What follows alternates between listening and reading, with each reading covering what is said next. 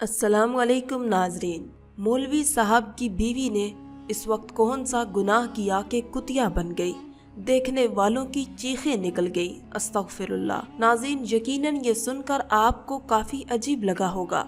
बांग्लादेश में रहने वाले एक मौलवी साहब की बीवी कुतिया की शक्ल इख्तियार कर गई। पूरे गांव में तहलका मच चुका था।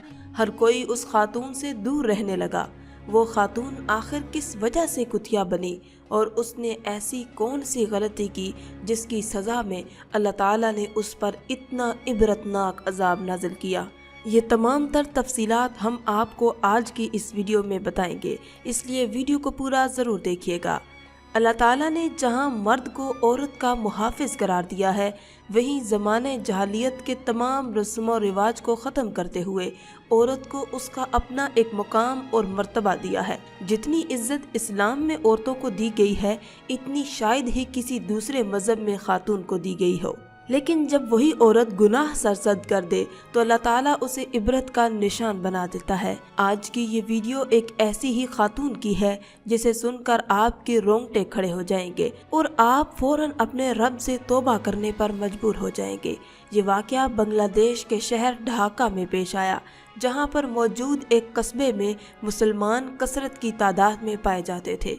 उस गाँव के मौलवी साहब थे जो बड़े ही नेक और दीनदार किस्म के थे। उनके होश संभालते ही उनके वालिदैन की वफ़ात हो गई। उनके बाद 3 छोटे बहन भाई थे। उन्होंने सबसे पहले अपनी बहन भाइयों को अपने पैरों पर खड़ा किया और उनकी शादियां करवाईं। सबकी जिम्मेदारियों से सबकदोश होने के बाद जब उन्होंने खुद पर तवज्जो दी तो उनकी उम्र काफ़ी हो चुकी थी। अब वो लड़के नहीं मर्द हो चुके थे। सब बहन भाई तो अपने अपने घरों के हो चुके थे और वो ज़िंदगी के सफ़र में एक शरीके हयात का होना दरकार था। उनकी शादी दूसरे गांव की एक लड़की से कर दी गई। मौलवी साहब ने शादी से पहले शर्त ये रखी थी कि लड़की दीनदार और सौम सलात की पाबंद हो। मैं एक नेक और 5 वक्त की नमाजी खातून से शादी करूँगा। मौलवी साहब की यहाँ कोई भी चीज़ की कोई कमी न थी।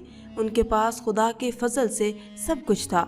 आखिरकार उनका निकाह एक दूसरे गांव की खातून से हो गया और वो उसे रुखसत करके अपने घर ले आए।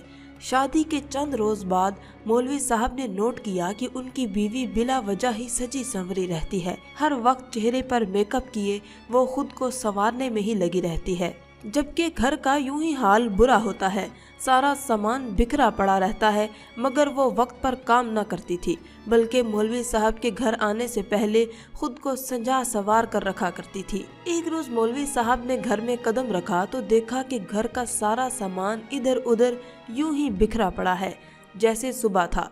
उन्होंने बीवी को एक नज़र देखा जो अभी अभी कमरे से हशाश बशाश बाहर निकली थी।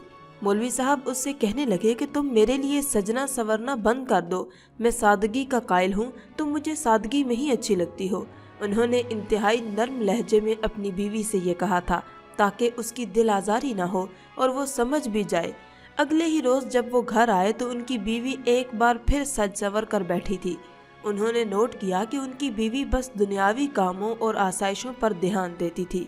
आज तक उन्होंने अपनी बीवी को कभी भी कुरान मजीद की तिलावत करते हुए नहीं देखा था और ना ही वो कभी नमाज पढ़ते हुए दिखाई दी। मौलवी साहब इंतहाई नर्म तबीयत के मालिक थे। बीवी से कहने लगे कि तुम इबादत भी किया करो, यही औरत का जेवर होता है और यही आखिरत में काम भी आएगा। मगर उनकी बीवी एक कान से सुनकर दूसरे कान से निकाल दिया करती थी। ये देखकर मौलवी साहब का दिल बहुत दुखी होता। उनकी बीवी हामला हुई तो उन्हें अपने होने वाले बच्चों की फिक्र सताने लगी। सोचने लगे कि माँ नेक और सौमो सलात की पाबंद हो तो औलाद भी वैसी ही होती है। वो तो अपने बच्चों को हाफिज़े कुरान और नेक बनाना चाहते थे, मगर उनकी बीवी का तो दूर दूर तक इन सब कामों से कोई वास्ता न था। मौलवी साहब का मामूल था कि उस वक्त फजर के वक्त घर से चले जाया करते थे और फिर मगरिब और इशा की नमाज पढ़कर आया करते थे। उस रोज उनकी तबीयत थोड़ी खराब थी। वो असर की नमाज के बाद घर चले आए ताकि थोड़ी देर आराम किया जाए। मस्जिद में आने वाले बच्चों को दूसरे कारी साहब पढ़ा देंगे। वो यही सोचते हुए बोझल कदमों के साथ घर की जानिब चले आए।